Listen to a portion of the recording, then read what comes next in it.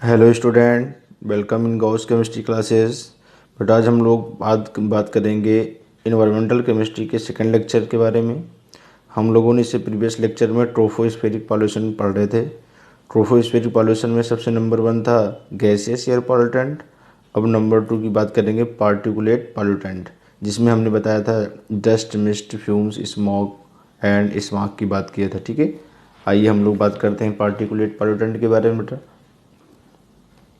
Particulate pollutant में अगर हम देखें तो ये क्या होते हैं बेटा, माइन्यूट सॉलिड या लिक्विड ड्रॉपलेट होते हैं इन एयर। ठीक है, ये बात मैं बोल सकता हूँ कि पार्टिकुलेट पॉल्यूटेंट की जो कैटेगरी में आएंगे, माइन्यूट छोटे छोटे क्या होते हैं, सॉलिड पार्टिकल्स या लिक्विड के पार्टिकल्स ड्रॉपलेट्स होते हैं किसमें, एयर में। ठीक है, these are present in the vehicle emission, smoke particles from fire, dust particles and ash from industries. ये कहना ये चाह रहा है कि ये सारे जो हमने बताया पार्टिकुलेट पॉल्यूटेंट कहाँ कहाँ पाए जाते हैं। व्हीकल इमिशन, जो भी हमारी व्हीकल होती है, वाहन होते हैं, उनके एग्जॉस्ट से निकलते हैं। स्मोक पार्टिकल्स फ्रॉम फायर, आग से जो निकलते हैं स्मोक के पार्टिकल्स। डस्ट पार्टिकल्स और एसेस फ्रॉम इंडस्ट्रीज, और जो इंडस्ट्री से राख वगैरह निकलती है वो सब जो होते हैं वो पार्टिकुलेट पॉल्यूटेंट की श्रेणी में आते हैं। ठीक है, आगे हम बात करते हैं पार्टिकुलेट इन द एटमॉस्फेयर में भी वायबल और नॉन वायबल। ये बड़ा इंपॉर्टेंट है कि जो हमारा पार्टिकुलेट पॉल्यूटेंट जो होता है वो हमारे दो तरीके के होते हैं हमारे एटमॉस्फेयर में। एक होते हैं वायबल होते हैं, दूसरा नॉन वायबल। वायबल का मतलब होता है लिविंग, नॉन वायबल का मतलब होता है क्या, नॉन लिविंग। ठीक है, अच्छा, इसमें अगर वायबल की बात किया जाए तो वायबल वाले जो होते हैं, वायबल का मतलब ये हुआ कि जो लिविंग वाले हैं वो पार्टिकल कौन कौन से होंगे हमारे, बैक्टीरिया हो सकते हैं, फंजाई हो सकते हैं। ठीक है बेटा, स्मोक और क्या हो सकते हैं, मोल्ड भी हो सकते हैं। ठीक है, मोल्ड भी फिलहाल इस तरीके से फंजाई की ही कैटेगरी होती है। तो हम ये बात कह सकते हैं कि जो हमारे वायबल पार्टिकुलेट होंगे वो बैक्टीरिया, फंजाई और मोल्ड, और क्या होंगे बेटा, एल्गी भी हो सकते हैं। ठीक है, इस तरीके से हम बात कर सकते हैं। ये हमारे कौन से वाले हैं, वायबल वाले। ठीक है, ये हमारे वायबल पार्टिकुलेट पॉल्यूटेंट वाले की बात किया जाए तो ये हो गए बैक्टीरिया, और क्या हो गया, फंजाई हो गया, मोल्ड हो गया और एल्गी हो गया। ठीक है, लेकिन फिलहाल अब अगर हम इस तरीके से अगर बात किया जाए करें, are minute living organism that are dispersed in the atmosphere. ये कहना यही चाह रहा है, ये क्या होते हैं, लिविंग ऑर्गेनिज्म होते हैं जो कि हमारे एटमॉस्फेयर में डिस्पर्स्ड होते हैं, यानी इस तरीके से फैले होते हैं। ठीक है, इस तरीके से हमने बाइबल की बात कर लिया। आगे हम बात करते हैं, human beings are allergic to some of the fungi found in the air. जो ह्यूमन बींग होता है वो कह रहा है कि एलर्जिक रिस्पॉन्स शो करता है some of the fungi found in air. जो भी एयर में हमारी फंजाई पाई जाती है, कुछ फंजाई ऐसी भी होते हैं जो हमारे एयर में पाई जाती हैं जिससे ह्यूमन को क्या होती है, इंसान को क्या होती है, एलर्जी होती है। They can also causes plant disease. ये हमारी क्या है, प्लांट डिजीज भी काज कर सकती हैं। ठीक, फिलहाल हम इस तरीके से हमारा वायबल वाले में बात कर लेंगे। हमने क्या बताया बेटा, पार्टिकुलेट पॉल्यूटेंट जो हमारे एटमॉस्फेयर में होते हैं वो दो तरीके के होते हैं। क्या बताया, एक वायबल होते हैं, वायबल का मतलब ये होता है कि लिविंग, और नॉन वायबल का मतलब होता है नॉन लिविंग। वायबल वाले के बारे में बताया क्या क्या होंगे, बैक्टीरिया, फंजाई, मोल्ड, एल्गी, जो कि माइन्यूट क्या होते हैं, लिविंग ऑर्गेनिज्म होते हैं, और जो कि एटमॉस्फेयर में क्या होते हैं, डिस्पर्स्ड होते हैं। ठीक, ह्यूमन बीइंग में क्या होता है, कुछ फंजाई भी ऐसी भी होती हैं जो क्या होती हैं कि ह्यूमन बीइंग में क्या काज करती हैं, एलर्जी काज करती हैं। और ये फंजाई कहाँ पर पाए जाते हैं, एयर में डिस्पर्स होते हैं। They can also causes plant disease, ये प्लांट डिजीज भी काज कर सकती हैं। आइए हम लोग क्या बात करते हैं, नॉन बायोबल के बारे में बात कर लेते हैं। नॉन बायोबल का मतलब ये होता है कि नॉन लिविंग वाले जो होंगे वो क्या क्या हो सकते हैं। हालांकि हमारे जो इस सिलेबस में नॉन लिविंग वाले के बारे में ही, यानी नॉन बायोबल के बारे में, पार्टिकुलेट्स के बारे में ही हम लोग डिफाइन करेंगे आज फिलहाल। Non viable particulates may be classified according to their nature and size, यानी नेचर और साइज के आधार पर। ठीक है, नेचर और साइज के आधार पर हम क्या कर सकते हैं, इनको हम क्या कर सकते हैं, क्लासिफाई कर सकते हैं। जैसे कि अगर हम बात करें नेचर और साइज का मतलब क्या है, आइए हम लोग बात करते हैं। नॉन वायबल वाले की अगर बात किया जाए तो नॉन वायबल पार्टिकुलेट वाले में सबसे पहले हम किसकी बात करेंगे, स्मोक की बात करेंगे। किसकी बात करेंगे, स्मोक। ठीक, जिसे हम अपने वर्ड में क्या बोलते हैं, धुआं बोलते हैं। ठीक है, smoke particulates consist of solid or mixture of solid and liquid particle form during combustion of organic matter. ये कहना यही चाह रहा है कि जो स्मोक पार्टिकल होते हैं वो हमारे कैसे होते हैं, सॉलिड हो सकते हैं, या फिर क्या हो सकते हैं सॉलिड के साथ साथ, या mixture of solid and liquid particle भी हो सकते हैं, सॉलिड पार्टिकल भी हो सकते हैं, और सॉलिड और लिक्विड के भी मिक्सचर भी हो सकते हैं। ये कब बनते हैं? जब कभी भी कोई भी ऑर्गेनिक मैटर क्या होता है, कंबसन में जाता है, यानी जलता है, तब क्या होता है, स्मोक पार्टिकल का फॉर्मेशन होता है। ठीक है, जैसे कि अगर एग्जाम्पल दे रहा है, जैसे इसकी आप लोग बहुत अच्छे से वाकिफ़ हैं, सिगरेट का स्मोक की बात कर लिया जाए, smoke from burning fossil fuel. अगर हम फॉसिल फ्यूल को अगर हम जलाते हैं, बर्न करते हैं, तब उससे भी जो हमारा स्मोक निकलता है, जो भी हमारा धुआं निकलता है, जो भी हमारा पार्टिकल निकलता है, ऐसे बोल सकते हैं, उसको भी हम स्मोक बोल सकते हैं, smoke from burning fossil fuel. Garbage की बात किया जाए, कूड़े कचरे जला दिया जाए, या ड्राई लीव्स की बात किया जाए, ठीक है, सूखी पत्तियों को जला दिया जाए, ऑयल स्मोक की बात कर लिया जाए, ये सारी के सारे किस कैटेगरी में आते हैं? स्मोक में आते हैं। ठीक है, ये बात आप लोगों को बहुत अच्छे से जानकारी है, इसके बारे में बात करने की कोई ज़रूरत फिलहाल नहीं है। ठीक, आगे बात करते हैं हम लोग। दूसरा पार्टिकल हमारा नॉन वायबल वाले में देखा जाए तो क्या कौन सा वाला है? डस्ट है। ठीक है, डस्ट की अगर बात किया जाए तो डस्ट जो होता है कंपोज होता है फाइन सॉलिड पार्टिकल। ये क्या होते हैं बेटा? फाइन सॉलिड पार्टिकल होते हैं। इनका एक रेंज है ओवर 1 माइक्रोमीटर इन डायमीटर, यानी कि 1 माइक्रोमीटर डायमीटर के अगर ऊपर होंगे। ठीक है, कह रहा है कि over 1 micrometer diameter produce during crushing, यानी कहने का मतलब ये है कि जो डस्ट पार्टिकल होते हैं बहुत छोटे छोटे फाइन पार्टिकल होते हैं, लेकिन इनका साइज जो होता है 1 माइक्रोमीटर से क्या होता है? ऊपर ही होता है। ठीक है, कह रहा है कि प्रोड्यूस ड्यूरिंग क्रशिंग, ये डस्ट पार्टिकल कहाँ कहाँ से निकलते हैं? जब कभी भी क्रशिंग होती है, ये सब अच्छी तरीके से आप जानते हैं, ज़्यादा कुछ बताने की ज़रूरत नहीं है।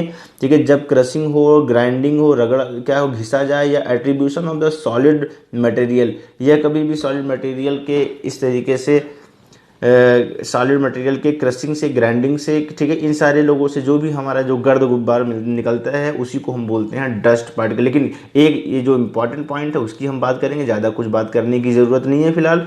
ये बात इंपॉर्टेंट है बेटा कि इसका जो डायमीटर होता है 1 माइक्रोमीटर से क्या होता है? ऊपर होता है, लेकिन होते बहुत फाइन पार्टिकल ही होते हैं फिलहाल। कह रहे sand from the sand blasting. ठीक है, सैंड ब्लास्टिंग की बात की जाए, sawdust from wood works, pulverised coal, cement and fly ash from factory, dust storm ETC. यानी इसके एग्जाम्पल की अगर बात किया जाए, डस्ट के जो एग्जाम्पल हैं वो क्या क्या हैं? सैंड ब्लास्टिंग आप बहुत अच्छे से जानते हैं। ठीक है, ये साडस्ट की बात कर लिया जाए, साडस्ट एंड वुड वर्क की बात किया जाए, अरे जो इस तरीके से जो बुरादे वगैरह होते हैं, जहाँ पर भी लकड़ी की क्या कहते हैं इस तरीके से क्रशिंग ग्राइंडिंग होती है, वहाँ पर आप देखेंगे तो वहाँ पर भी जो क्या कहते हैं डस्ट के पार्टिकल आपको दिखते हैं, यानी जो भी पार्टिकल हमें दिखते हैं इस तरीके से वो क्या है? डस्ट ही है। फिलहाल डस्ट के एग्जाम्पल में ही आएंगे ये सब। कह रहा है साडस्ट फ्रॉम वुड वर्क्स, पल्वराइज्ड कोल की बात किया जाए, जो कोल के जो छोटे छोटे टुकड़े होते हैं उसको अगर इस तरीके से देखा जाए और क्या कहते हैं तो वहाँ पर भी डस्ट पार्टिकल होते हैं। सीमेंट की बात कर लिया जाए, जहाँ पर भी सीमेंट इंडस्ट्री हो, अगर वहाँ पर देखेंगे आप तो सीमेंट की बात कर लिया जाए। फ्लाई एश फ्रॉम फैक्ट्रीज, और फैक्ट्री से जो भी इस तरीके से जो भी राख वगैरह निकलती है, ये सब एग्जाम्पल हमारे किसके हैं? सैंड के ही एग्जाम्पल हैं। ठीक है, आप लोग इस तरीके याद कर सकते हैं, pulverised coal, cement, fly ash from factories. ठीक है, और बात कर रहा है सैंड ब्लास्टिंग की बात कर लिया जाए, saw dust from would work की बात कर लिया जाए। ठीक है, आगे बात करते हैं, कह रहा है कि are the some typical example of this type of the particulate emission, यानी कि डस्ट का एग्जाम्पल आपको समझ में आ जाना चाहिए। लेकिन सबसे इंपॉर्टेंट पॉइंट यही है कि 1 माइक्रोमीटर इन डायमीटर, यानी कि ओवर 1 माइक्रोमीटर डायमीटर से ऊपर होना चाहिए, कम नहीं होना चाहिए, क्योंकि अभी इसके बारे में भी अभी हम बात करते हैं थोड़ा सा। आगे बात करते हैं, मिस्ट की बात करते हैं। मिस्ट क्या होता है? ठीक है, हम लोगों ने क्या बात कर लिया? स्मोक हमने एग्जाम्पल दे दिया अच्छे से, ठीक है, और हमने डस्ट की बात कर ली। अब हम मिस्ट की बात करते हैं। मिस्ट को हम थोड़ा सा सेट करेंगे दिमाग में कि मिस्ट जो होता है वो क्या होता है। हम इसको ऐसे आपको दिमाग पर फिट करवाएंगे कि कभी भी कोई भी स्प्रे किया जाए और स्प्रे करने के बाद वो अपने टारगेट को क्या कर जाए? मिस कर जाए। ठीक है, और वो ट्रेवल कर जाए कहाँ पर? एयर में। अगर जैसे ही वो कहने का मतलब ये है कि अपने टारगेट पर जहाँ पर उसको स्प्रे करने के बाद किसी भी हर्बिसाइड या इंसेक्टिसाइड को स्प्रे करने के बाद वो अपने टारगेट को मिस कर जाए और वो ट्रेवल कर जाए कहाँ पर? एयर में, तब हम उसको क्या बोलेंगे? मिस्ट। यानी दिमाग पर लगा लीजिएगा, जो अपने टारगेट को मिस कर जाए, जो अपने टारगेट को मिस कर जाए वही हमारा क्या हो जाएगा? मिस्ट हो जाएगा। ठीक है, कैसे? फिलहाल आगे हम बात करते हैं। Mist are produce by the particulates of the spray liquid, spray liquid का स्प्रे करने से, by condensation of vapour in the air, यानी कह रहा है मिस्ट प्रोड्यूस होते हैं by the particle of spray liquid, जो भी हम स्प्रे करते हैं, and by condensation of vapour in air, और वेपर कह रहा है condensation of vapour in air, और जो हमारा वेपर का कंडेंसेशन होता है हमारे एयर में वो भी हमारा क्या बनाता है, मिस्ट बनाता है। ठीक है, आगे बात करते हैं, ये सब इस तरीके से बात कर सकते हैं जिसे हम धुंध बोलते हैं। ठीक है, एग्जाम्पल ऑफ सल्फर, जैसे एग्जाम्पल दे रहा है, अगर मैं एग्जाम्पल की अगर मैं बात करूँ तो एग्जाम्पल जो है हमारा क्या है, सल्फ्यूरिक एसिड मिस्ट की बात कर सकते हैं। और भी हमारे पास एग्जाम्पल एक सल्फ्यूरिक एसिड मिस्ट हो गई, और दूसरी अगर हम बात करते हैं आपसे तो एक हमारा जो अभी हर्बिसाइड की बात कर लिया जाए और इंसेक्टिसाइड की बात कर लिया जाए। जब कभी भी हम हर्बिसाइड या इंसेक्टिसाइड को हम क्या करते हैं, स्प्रे करते हैं अपने क्या कहते हैं इस तरीके से फील्ड में, खेतों में, तब ये क्या करते हैं, मिस कर जाते हैं दियर टारगेट, अपने टारगेट को मिस कर जाते हैं, ट्रेवल इन एयर, और हवा में क्या कर देते हैं, इस तरीके से ट्रेवल कर जाते हैं और क्या बनाते हैं बेटा, मिस्ट का फॉर्मेशन करते हैं। ठीक है, इस तरीके से हम सारी बातें कर चुके हैं। मिस्ट का मतलब ये एज ए धुंध की तरीके होता है, इस तरीके से बात कर सकते हैं। आगे बात करते हैं, फ्यूम्स की बात करते हैं। मिस्ट हमने समझा दिया आपको, अब हम बात करते हैं फ्यूम की बात किया जाए। Fumes are generally obtain by the condensation of vapor during the sublimation, distillation, boiling and several other chemical reaction। यानी दिमाग पर रखिएगा, ये मिस्ट जो होता फ्यूम जो होता है वो मिस्ट की तरीके ही होता है। ठीक है, बस इसमें क्या है, प्रोसेस जो बोली गई है इसके बारे में थोड़ा ध्यान देना होगा कि fumes are generally obtain by condensation कह रहे ऑफ वेपर। अभी भी मैं बोल करके आया हूँ कि condensation of vapour in air, ये भी हमारी क्या होती है, मिस्ट ही होती है। लेकिन अब हम बात किया जाए कि ये जनरली जो मिस्ट जो बताया condensation of vapour in air, वो तो हमारी क्या होगी, मिस्ट होगी। लेकिन अगर कहा जाए condensation of vapour during sublimation, distillation, boiling and other several chemical reaction, अगर इसके दौरान अगर हमारा इस तरीके से वेपर का कंडेंसेशन होता है तब हम उसको बेटा क्या बोलेंगे, फ्यूम्स बोलेंगे। ठीक है, ध्यान दीजिएगा, एक पॉइंट और भी थोड़ा सा है, generally organic solvent metal and metallic oxide form fume particle. ठीक है, ये बात कहना चाह रहा है कि जो भी ऑर्गेनिक हमारे सॉल्वेंट होते हैं, ठीक है, ऑर्गेनिक सॉल्वेंट की अगर बात कर लिया जाए तो ऑर्गेनिक सॉल्वेंट मेटल की बात कर लिया जाए, जब मेटालिक ऑक्साइड की बात कर लिया जाए फॉर्म फ्यूम पार्टिकल, जो भी मेटालिक ऑक्साइड के भी पार्टिकल होते हैं वो सारे हमारे क्या बनाएंगे, फ्यूम के पार्टिकल बनाएंगे। ठीक है, थोड़ा सा आप हल्का सा डिफ्रेंशिएट करने की कोशिश करिएगा। कह the effect of particulate pollutant are the largely depend on the particle size. ये बात बताया, जो पार्टिकुलेट पॉल्यूटेंट के जो साइज होता है वो अलग अलग तरीके से इफेक्ट करता है, प्रभाव डालता है। वही बात कह रहा है, effect of particulate pollutant are largely depend on the particle size. ठीक है, पार्टिकल के साइज पर ही डिपेंड करता है कि हमारे पार्टिकुलेट का पॉल्यूटेंट का इस तरीके से इफेक्ट क्या है। यानी कम अगर साइज का होगा तो उसका इफेक्ट दूसरा होगा, अगर उसका दूसरा छोटा साइज या बड़ा साइज अगर हुआ तो उसका इफेक्ट दूसरा होगा। ठीक है, फिलहाल आगे हम बात करते हैं, कह रहा है कि airborne particles such as dust, fumes, mist etc are dangerous for human health. ये बात आपको बहुत अच्छे से पता है बेटा। कह रहा है कि डस्ट की बात किया जाए, एयर बार्न पार्टिकल्स की बात करते हैं, जैसे कि अगर हम बात कर लें डस्ट की बात कर लें, फ्यूम्स की बात कर लें, मिस्ट की बात कर लें, तो कह रहा है ये हमारे ह्यूमन हेल्थ के लिए क्या होता है बेटा, डेंजरस होता है। एयर बार्न पार्टिकल जैसे कि डस्ट, फ्यूम्स, मिस्ट जो होते हैं वो हमारे क्या ह्यूमन हेल्थ के लिए क्या होते हैं, डेंजरस होते हैं, खतरनाक होते हैं। अगर हम बात करें, ये बड़ा इंपॉर्टेंट क्वेश्चन है, इसको थोड़ा सा मैं कलर को चेंज करूंगा, थोड़ा सा इसको हाईलाइट करनिएगा, अच्छे से देखिएगा। कह रहा है पार्टिकुलेट पॉल्यूटेंट बिगर देन 5 माइक्रोन। कह रहा है ऐसे पार्टिकुलेट पॉल्यूटेंट जो कि क्या कहते हैं, जिनका साइज ठीक है 5 माइक्रोन से क्या होता है, ज़्यादा होता है।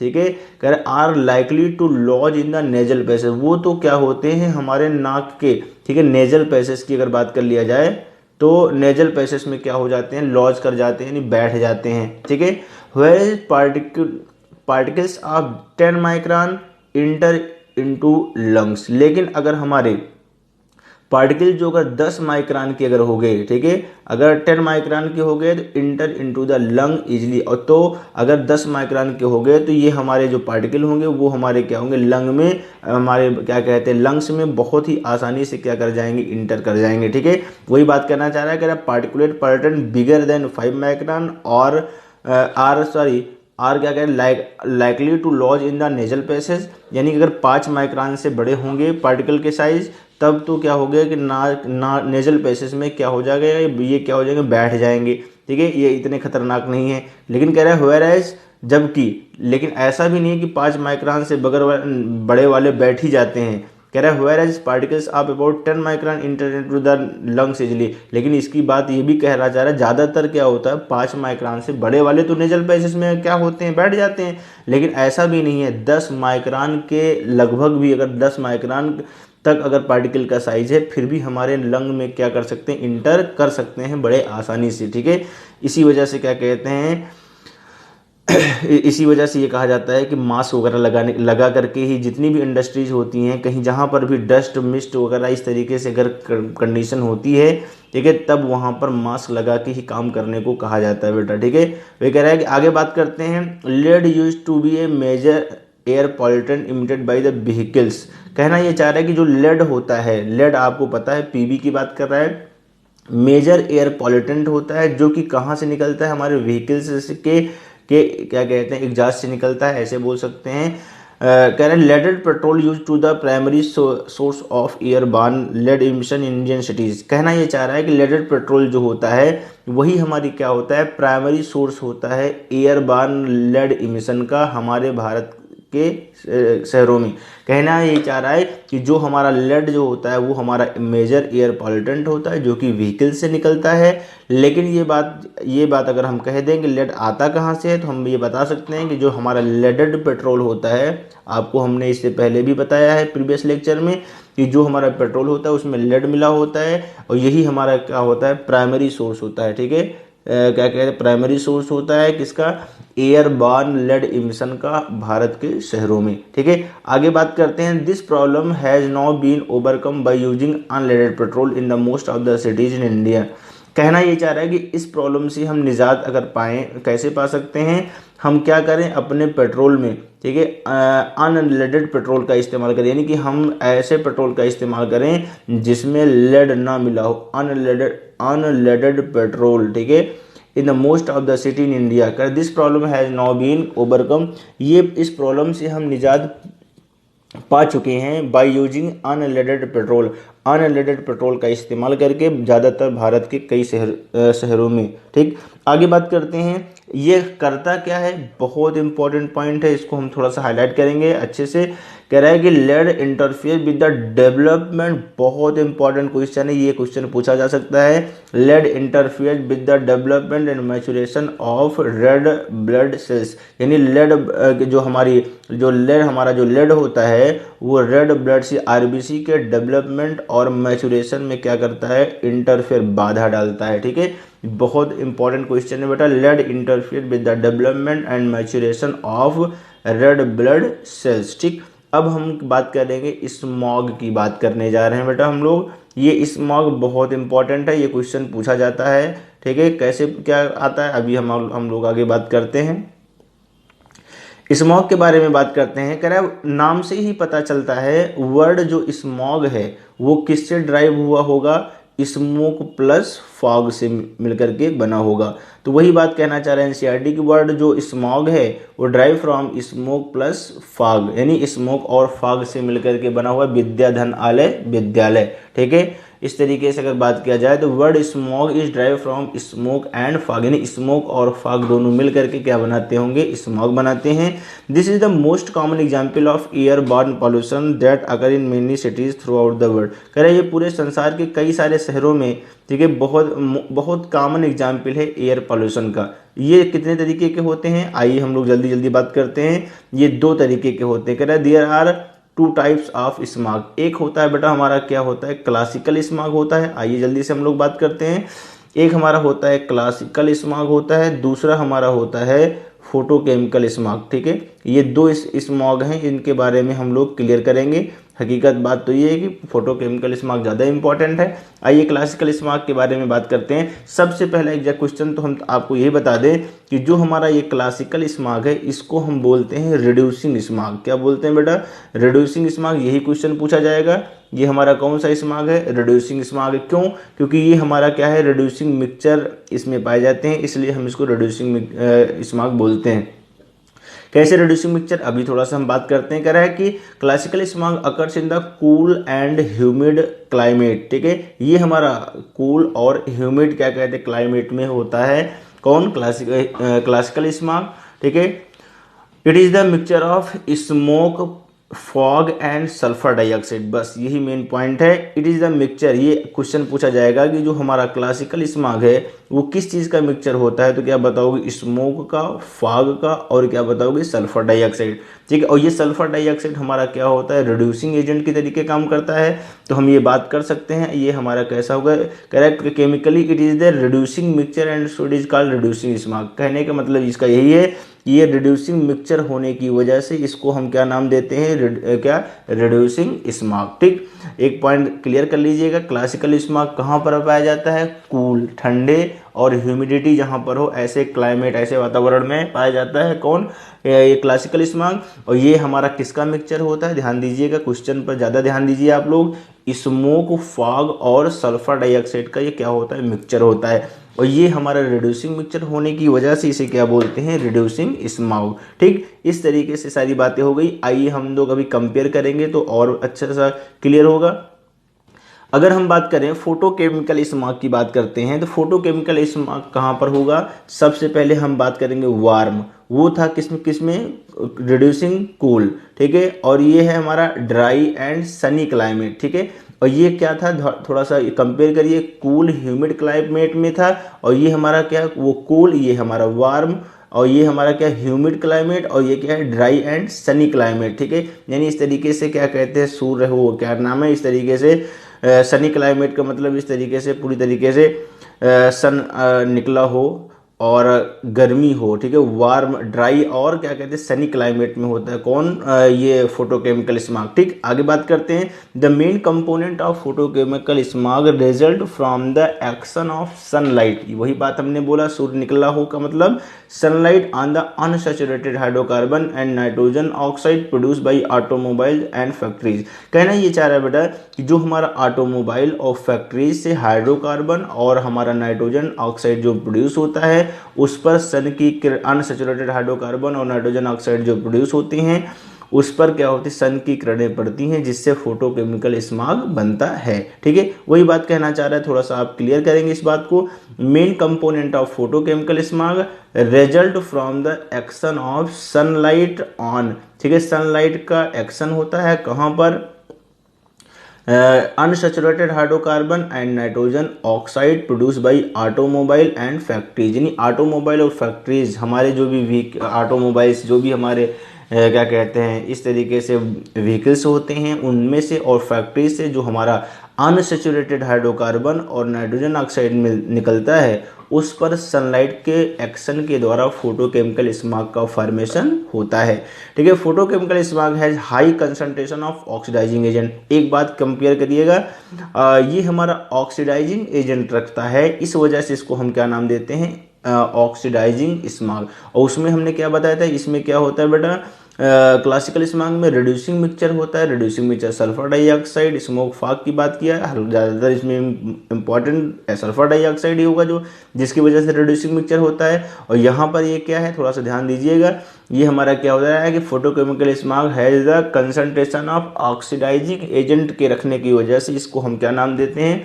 Oxidising smog. ठीक है, आइए हम लोग बात करते हैं। अच्छा, हालांकि क्लासिकल स्मॉग हमारे इस तरीके से सिलेबस में अच्छे से नहीं है, लेकिन ये फोटोकेमिकल स्मॉग का एक्सप्लेनेशन बड़ा अच्छे से दिया गया है। आइए हम लोग बात कर लेते हैं।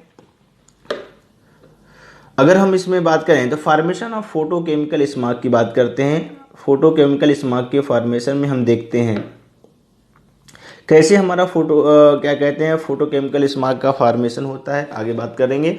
When fossil fuel are burned, a variety of pollutant are emitted into earth surface। ठीक है, अगर हम बात करें ट्रोफोस्फीयर की बात किया जाए, two of the pollutant that are emitted are hydrocarbon, unsaturated unburnt fuel and nitric oxide.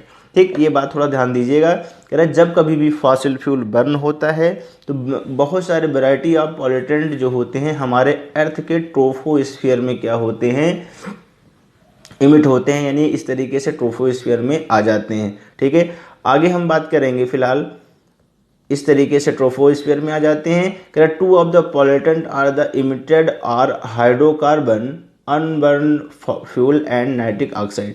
अगर आपसे कहा जाए कि अगर ये ट्रोफोस्फीयर में फोटोकेमिकल स्मॉग में जो दो मेन पॉल्यूटेंट जो कि हमारे क्या कहते हैं इस तरीके से हमारे ट्रोफोस्फीयर में इमिट होते हैं, रिलीज होते हैं, वो क्या हैं, तो क्या बताओगे आप? अनबर्न हाइड्रोकार्बन की बात कर सकते हैं। हाइड्रोकार्बन कहाँ से मिला? अनबर्न फ्यूल से। And nitric oxide. कह रहा है two of the pollutant that are emitted are hydrocarbon, unburnt fuel and nitric oxide. कह रहा है when this pollutant build up to sufficient high level, a chain reaction occurs from their interaction with sunlight, in which nitric oxide is converted into nitrogen dioxide. These nitrogen dioxide is turn absorb energy from sunlight and break up into nitric oxide and free oxygen atom। कहना बेटा यही चाह रहा है कि जब भी क्या होता है ये पॉल्यूटेंट यानी हाइड्रोकार्बन और नाइट्रिक ऑक्साइड जो भी हमारे हैं वो हाई कंसंट्रेशन में आ जाते हैं तो एक चेन रिएक्शन होने लगती है किसके साथ? NO के साथ। सनलाइट का NO यानी नाइट्रिक ऑक्साइड के साथ इंट्रैक्शन होता है और NO इज कन्वर्टेड इनटू किस में बेटा? NO2 में। ठीक है, और फिर दोबारा क्या होता है NO2 जो होती है वो एब्जॉर्ब करती है एनर्जी कहाँ से? सनलाइट से। और फिर दोबारा क्या होता है नाइट्रिक ऑक्साइड और नेसेंट ऑक्सीजन या फ्री ऑक्सीजन एटम में कन्वर्ट हो जाती है। जैसे कि अगर आपको हम बात करें तो आप यहाँ पर देख सकते हैं NO2 जो है पहले क्या हुआ होगा? NO पर हमारी क्या कहते हैं इस तरीके से लाइट पड़ी होगी और कन्वर्ट हुआ होगा NO2 में। NO2 पर जब एनर्जी क्या कहते हैं इस तरीके से सनलाइट की एनर्जी एब्जॉर्ब किया होगा, जैसा कि आप देख रहे हैं NO2 turn absorb energy from sunlight and break up into nitric oxide and free oxygen atom. और फ्री ऑक्सीजन एटम जो होता है बहुत ज़्यादा रिएक्टिव होता है, यानी ये बात मैं कह सकता हूँ NO2 के ऊपर HNO यानी लाइट पड़ी होगी और उसके बाद ये क्या होगा? NO में कन्वर्ट हुआ होगा प्लस ऑक्सीजन में कन्वर्ट हुआ होगा बेटा। ठीक है, आगे बात करते हैं। ये लिखा हुआ है फिलहाल ऑक्सीजन एटम जो होता है वेरी रिएक्टिव होता है और ये हमारा क्या करेगा?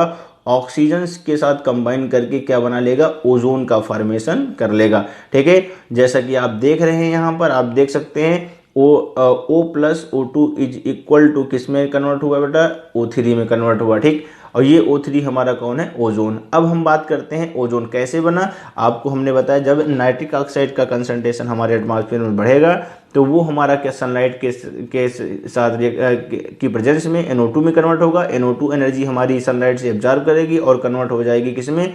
NO में प्लस O में। और ये नेसेंट ऑक्सीजन जो ये फ्री ऑक्सीजन जो होगा वेरी रिएक्टिव होगा और ऑक्सीजन से कंबाइन करके ओजोन का फॉर्मेशन कर लेगा। ठीक है, ozone form in the above reaction यानी दूसरे वाली जो अभी रिएक्शन बता रहा है, जैसे ही ओजोन रिएक्शन बनती है ओजोन बन के तैयार होती है, ये क्या करती है जो हमारे एटमॉस्फेयर में नाइट्रिक ऑक्साइड है उसके साथ ये रिएक्शन करके फिर सीधा किस में? NO2 में कन्वर्ट होने लगती है और फिर दोबारा O2 में कन्वर्ट हो जाती है। तो वही बात कहना चाह रहा है कि ozone form in the above reaction second rapidly with the reacts rapidly with the nitric oxide form in the reaction first to generate NO2। NO2 का जनरेशन होगा। NO2 इज ब्राउन और ये NO2 के बारे में हम बात कर लेते हैं। NO2 क्या होती है? ब्राउन गैस होती है। इसको मैं इनऑर्गेनिक केमिस्ट्री में पढ़ाया था, पैरामैग्नेटिक होती थी, बताया था मैंने। एट सफिशियंट हाई लेवल कह रहा है NO2 जो होती है वो ब्राउन गैस होती है और क्या कह रहा है कि जब इसका कंसंट्रेशन बहुत हाई हो जाता है, सफिशियंटली हाई लेवल जब पहुंच जाता है NO2 की कंसंट्रेशन, तब ये क्या प्रोड्यूस करता है? कंट्रीब्यूट करता है, हेज प्रोड्यूस करता है। हेज मतलब वही धुंध टाइप का हो कि पूरी तरीके से जिससे कि सारी चीज़ें जो पास की चीज़ें होती हैं वो अच्छे से क्लियरली दिखाई नहीं पड़ती हैं। ठीक है, हमने आपको बताया भी था red hedge in traffic places की बात किया था, वो NO2 और SO2 की तरफ की वजह से हमने बताया था। ठीक है, इससे पहले हम आपको बता भी चुके हैं। फिलहाल आगे बात करते हैं तो NO plus O3 converted into NO2 में प्लस O2 में कन्वर्ट हो जाएगा। कह रहा है ozone is a toxic gas and both NO2 and O3 are oxidising agent. अभी मैंने बताया था कि जो हमारा रिड्यूसिंग में तो उसमें इससे पहले हवाले में हमने बताया था, क्लासिकल वाले में सल्फर डाइऑक्साइड की बात किया था और स्मोक और स्पार्क की बात किया था, जो कि हमने रिड्यूसिंग मिक्सचर बताया था, ठीक। और यहाँ पर हम ऑक्सीडाइजिंग स्मोक क्यों बोलते हैं, इसका रीजन आप समझिएगा अच्छे से। इसका बेटा रीजन ये है कि जो हमारा ओजोन होता है वो टॉक्सिक गैस होती है, ठीक है। And both NO2 and O3 कह रहा है कि पहली बात तो ओजोन हमारी टॉक्सिक गैस होती है, और कह रहा है NO2 और O3 जो होता है वो हमारा स्ट्रॉन्ग ऑक्सीडाइजिंग एजेंट होता है। Can react with unburn hydrocarbon, और अनबर्न हाइड्रोजन अनबर्न क्या कहते हैं हाइड्रोकार्बन से ये क्या करेगा, रिएक्शन करेगा इन द पॉल्यूटेड एयर, ठीक है, पॉल्यूटेड एयर में, क्योंकि पॉल्यूटेड एयर अगर होगी तो वो एज ए क्या करेगा, कैटलिस्ट के तरीके काम करेगा, ठीक है। पॉल्यूटेड एयर में क्या होगा, रिएक्शन करेगी, और रिएक्शन करने के बाद ये क्या प्रोड्यूस करेगी, फॉर्मल्डिहाइड का फॉर्मेशन करेगी, और फॉर्मल्डिहाइड के साथ साथ हमारी एक्रोलीन का भी फॉर्मेशन करेगी, और पराक्सी एसिटाइल नाइट्रेट का भी फॉर्मेशन करेगी, ठीक है। जैसा कि अभी हमने बताया कि जो हमारा ओजोन है वो टॉक्सिक गैस है, और NO2 और O3 यानी कि नाइट्रोजन डाइऑक्साइड और ओजोन दोनों हमारा स्ट्रॉन्ग ऑक्सीडाइजिंग एजेंट के तरीके काम करता है, और ये हमारा अनबर्न हाइड्रोकार्बन यानी जो भी हमारा हाइड्रोकार्बन पूरी तरीके से कार्बन डाइऑक्साइड वाटर में नहीं कन्वर्ट हुआ होगा, पूरी तरीके से जला नहीं हुआ होगा, उससे रिएक्शन करके क्या करेगा, पॉल्यूटेड एयर के प्रेजेंस में, ठीक है, ये हमारा किस में कन्वर्ट कर देगी, फॉर्मल्डिहाइड में कन्वर्ट करेगी, और फॉर्मल्डिहाइड के साथ साथ एक्रोलीन में पराक्सी एसिटाइल नाइट्रेट। हम अपनी मेन पॉइंट पर पहुंच चुके हैं बेटा। कह रहा है फॉर्मल्डिहाइड में कन्वर्ट कर देगा, एक्रोलीन भी बना देगा, और पराक्सी एसिटाइल नाइट्रेट जिसे हम बोलते हैं पैन भी नाम देते हैं, क्या नाम देते हैं, पैन, पराक्सी एसिटाइल नाइट्रेट, ठीक। तो अगर हम बात करें तो ये आपकी जैसा कि रिएक्शन आपके सामने लिखी हुई है, मेथेन हमारा अनबर्न हाइड्रोकार्बन है बेटा, ओजोन से रिएक्शन किया है, फिर हमारा प्रोडक्ट बना है CH2 double bond O formaldehyde plus 3 water molecule, और ये हमारी एक्रोलीन भी बनी हुई है। फिलहाल आप देख रहे होंगे इस तरीके से, ये हमारी एक्रोलीन है, ये हमारा कौन है, ये हमारा इस तरीके से ध्यान दीजिएगा, ये फार्मूले सबके याद होना चाहिए आपको। ये हमारा कौन है, पराक्सी एसिटाइल नाइट्रेट। इसमें आप देखेंगे तो इसमें हमारा क्या होगा, पराक्साइड बॉन्ड भी है फिलहाल, तो ये हमारा कौन है, पराक्सी एसिटाइल नाइट्रेट, ये पैन है। ये कैसे बना है, जब हमारी ओजोन किससे रिएक्शन करी है, अनबर्न हाइड्रोकार्बन से रिएक्शन की है, और ये हमारा कौन है, फॉर्मल्डिहाइड, ठीक है। तो फॉर्मल्डिहाइड का भी फॉर्मेशन होता है, एक्रोलीन का फॉर्मेशन होता है, और पराक्सी एसिटाइल नाइट्रेट, ये हमारा HCHO यानी फॉर्मल्डिहाइड जिसे हम CH2O दिखा रहे हैं, CH2 डबल बॉन्ड CH क्या कहते हैं इस तरीके से, CH डबल बॉन्ड O, ये क्या होना है, हमारी एक्रोलीन है, और ये CH3C डबल बॉन्ड OO। यहाँ पर आप देखोगे, इसको ध्यान दीजिएगा, पहचान जाना, हमने बताया था आपको कि जहाँ पर ऑक्सीजन ऑक्सीजन सिंगल बॉन्ड से इस तरीके से होते हैं, वो हमारा कौन सा बॉन्ड होता है, पराक्साइड बॉन्ड होता है, ठीक है। तो इस तरीके से फिलहाल में इसको हम मिटा देंगे, लेकिन ये इस तरीके से याद रखिएगा, ये पराक्सी एसिटाइल नाइट्रेट का फार्मूला आपको याद होना चाहिए, पराक्सी CH3C डबल बॉन्ड OONO2, ठीक। इस तरीके से ये बात पूरी क्लियर हो गई। ये कैसे बना, जब हमारा क्या हुआ बेटा, ओजोन जो है हमारा, ओजोन और NO2 दोनों की बात कर सकते हैं, एज ऑक्सीडाइजिंग एजेंट तरीके काम करेगा, और अनबर्न हाइड्रोकार्बन से रिएक्शन करने के बाद यानी मेथेन से जैसा कि दिखाया, तो फॉर्मल्डिहाइड किसी दूसरे हाइड्रोकार्बन से रिएक्शन किया होगा, एक्रोलीन किसी दूसरे या उसी से क्या कहते हैं रिएक्शन करके हमारा पराक्सी एसिटाइल नाइट्रेट का भी फॉर्मेशन हुआ होगा, ठीक है। पराक्सी एसिटाइल नाइट्रेट है, ये हमारी एक्रोलीन है, और ये हमारा कौन है बेटा, फॉर्मल्डिहाइड है, ठीक। इस तरीके से ये बातें हो गई। अभी इनके इफेक्ट की बात करने जा रहे हैं हम लोग। अगर मैं इफेक्ट के बारे में अगर मैं बात करूं तो इफेक्ट ऑफ फोटोकेमिकल स्मॉग, ये बहुत ही ज़्यादा इंपॉर्टेंट है। आप ये क्वेश्चन बहुत बार पूछा जा चुका है, इसमें इस पैराग्राफ में बहुत सारे क्वेश्चन आपको भी मिलेंगे, आप लोग थोड़ा सा देखिएगा अच्छे से। Common component of photochemical smog are ozone, ये बात अब समझ में आ जाना चाहिए। मेन जो हमारा कंक्लूजन निकलेगा इसी पैराग्राफ से निकलेगा बेटा। कह रहा है कॉमन कंपोनेंट फोटोकेमिकल स्मॉग का जो कॉमन कंपोनेंट है वो हमारा कौन है, ओजोन है बेटा, नाइट्रिक ऑक्साइड है, एक्रोलीन है, और कौन है, फॉर्मल्डिहाइड है, और फॉर्मल्डिहाइड भी है, और कौन है, पराक्सी एसिटाइल नाइट्रेट। यानी कि अगर मैं बात करूं तो ये सारे लोग आ गए, ओजोन नाइट्रिक ऑक्साइड पहले आया था, और फॉर्मल्डिहाइड, एक्रोलीन, और क्या कहते हैं, पराक्सी एसिटाइल जिसे हमने बताया था, पैन का नाम दिया था, अगर इनकी बात किया जाए तो ये सारे लोग हमारे क्या कहते हैं कंपोनेंट है किसके, फोटोकेमिकल स्मॉग के। याद रखिएगा, फिर दोबारा मैं याद करवाना चाह रहा हूँ, ओजोन हो गया, नाइट्रिक ऑक्साइड हो गया बेटा, एक्रोलीन, फॉर्मल्डिहाइड और कौन है, पराक्सी एसिटाइल नाइट्रेट। ठीक, ये हमारे कौन है, कंपोनेंट हैं, किसके कंपोनेंट हैं, फोटोकेमिकल स्मॉग के। ठीक, ये क्वेश्चन तो हमारा सबसे यही इंपॉर्टेंट क्वेश्चन हो गया। अगर आपसे कहा जाए कंपोनेंट बताइए फोटोकेमिकल स्मॉग का, तब क्या बताओगे आप, पहले वाला जो एज ए ऑक्सीडाइजिंग एजेंट के तरीके काम किया करता था, यानी ओजोन और क्या कहते हैं किसको, नाइट्रिक ऑक्साइड, दोनों को ले लेना। और जो हमारा क्या कहते हैं अनबर्न हाइड्रोकार्बन से रिएक्शन करने के बाद ओजोन के साथ जो प्रोडक्ट बन रहा है उनको भी ले लेना बेटा। ठीक है, ये दोनों बातें समझ में आ जाना चाहिए। ठीक है, लेकिन अगर आपसे कहा जाए ऑक्सीडाइजिंग एजेंट की तरीके हमारा फोटोकेमिकल स्मॉग क्यों काम करता है, तो इसका आंसर बेटा ये नहीं होगा, इसका आंसर ये होगा जो कि अभी मैंने बताया है। हमने क्या बताया कि जो हमारा ओजोन और हमारा जो नाइट्रिक ऑक्साइड NO2 की बात की जाए, नाइट्रोजन डाइऑक्साइड, दोनों हमारे स्ट्रांग ऑक्सीडाइजिंग एजेंट की तरीके काम करते हैं। इस वजह से हमारा कौन होता है, क्या होता है, ऑक्सीडाइजिंग स्मॉग होगा। ठीक है, ये बात आपको क्लियर हो जाना चाहिए। ठीक, अब फिलहाल हम लोग आगे बात करते हैं, photochemical smog causes serious health problem. ठीक है, फोटोकेमिकल स्मॉग कई सारे हेल्थ प्रॉब्लम भी क्रिएट करता है। यहाँ से थोड़ा सा आप बहुत ज़्यादा अटेंशन होने की ज़रूरत है, क्योंकि क्वेश्चन यहीं से निकलेगा। ये क्वेश्चन पूछा जा चुका है, ozone and PAN act as powerful eye irritant.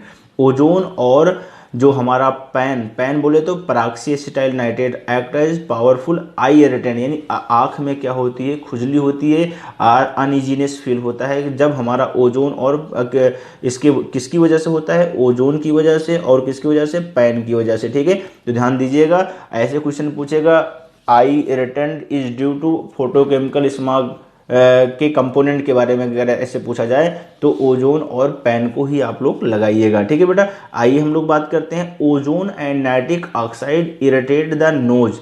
अब देखिएगा, अभी तक हम क्या बात कर रहे थे, ओजोन और पैन की बात किया था, एक क्वेश्चन ये हो गया। अब हम दूसरे क्वेश्चन को थोड़ा सा कलर चेंज करके देंगे आपको, जिससे कि आपको याद करने में आसानी हो।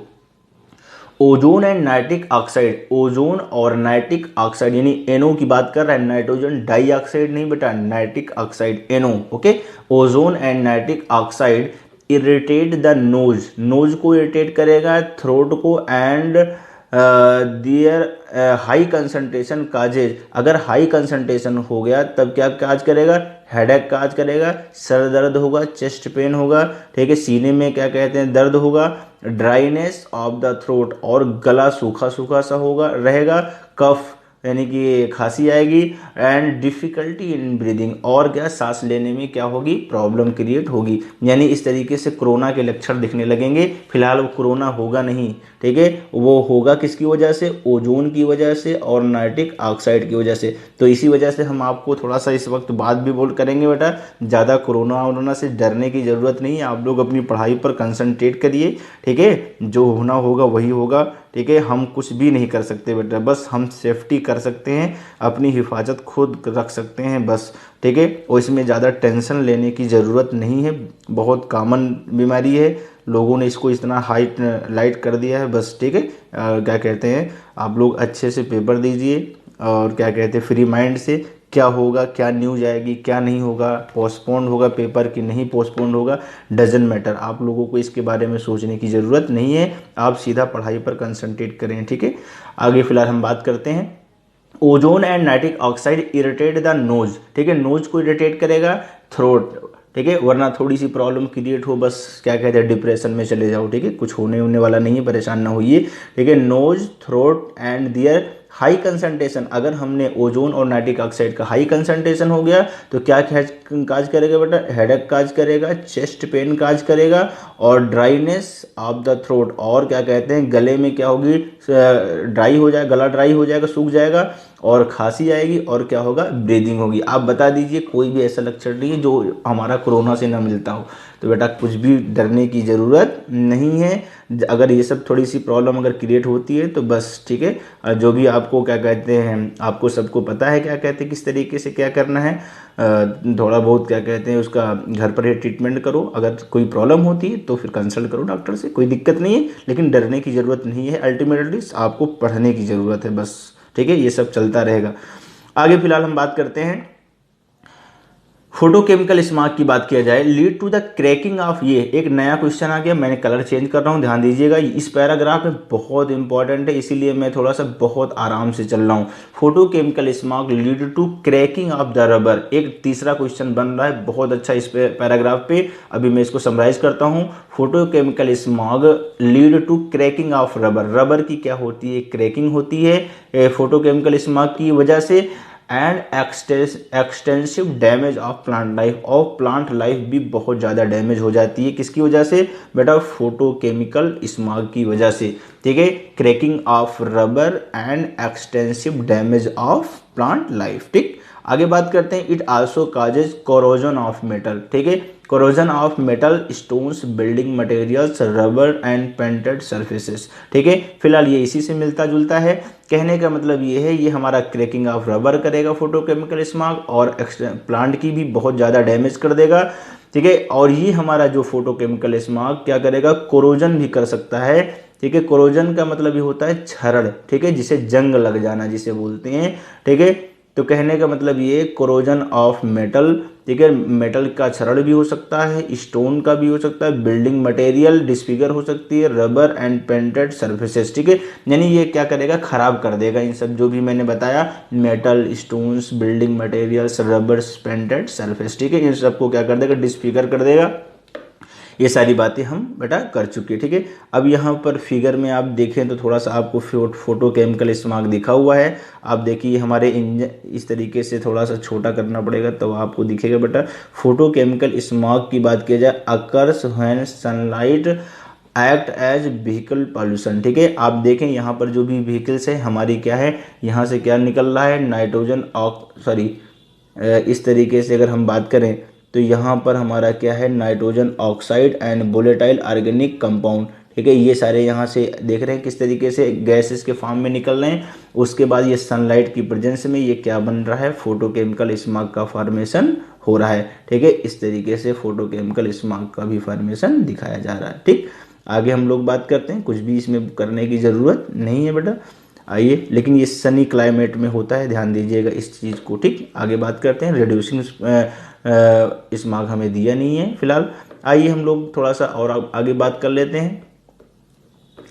ये हमारा क्या कहते हैं, हाउ कैन, अगर हमसे कहा जा रहा है कि कैसे हम कर सकते फोटोकेमिकल स्मॉग को कैसे हम कंट्रोल कर सकते हैं, तो ये how can control photochemical smog, आइए हम लोग अच्छे से क्लियर कर लेते हैं। Many techniques are used to control और reduce the formation of photochemical smog, बहुत सारे टेक्निक हैं जिससे हम फोटोकेमिकल स्मॉग को हम क्या कर सकते हैं, कंट्रोल कर सकते हैं, ठीक है। आइए आगे बात करते हैं, जैसे कि अगर बात किया जाए, यार जाहिर बात है, ना रहेगी बांस न बजेगी बांसुरी, ये आपने इस तरीके से सुना होगा मुहावरा, तो उस कंडीशन में अगर बात किया, कहना ये चाह रहा है कि हम अगर प्राइमरी प्रिकर्सर को ही कंट्रोल कर लें बेटा, तब हम फोटोकेमिकल स्मॉग को हम क्या कर सकते हैं, कंट्रोल कर सकते हैं। जैसे कि NO2 की बात कर लिया जाए एंड हाइड्रोकार्बन की बात कर लिया जाए, ये सारे कौन है, हमारे प्राइमरी प्रिकर्सर हैं। अब ये भी एक क्वेश्चन यहाँ पर भी बन गया, क्या बन गया कि जो हमारा फोटोकेमिकल स्मॉग होता है उसका प्राइमरी प्रिकर्सर कौन होगा, क्या बताओगे, NO2 बताओगे, और दूसरा